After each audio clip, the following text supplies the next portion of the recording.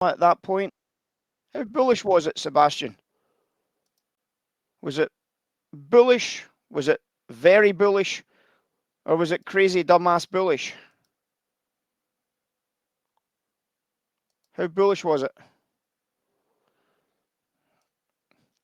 So if you look at the cash open here, guys, is there anybody except Sebastian saw just how bullish this volatility was here? A lot of people think that we just pull these ones out of the bag and that there's no way you can replicate the type of calls that we are making in the room. Is there anybody in this room that didn't think that 19,120 was a buy opportunity here with the value narrative? Seriously? Was there anybody that thought 19,120 was not a buy trade here with the value going ripping higher here? So you can see for yourself, guys. There's not a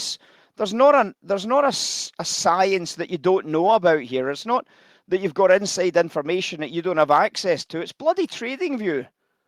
That's all it is. It's trading view. You're able to see what's going on here. You're able to recognize that they've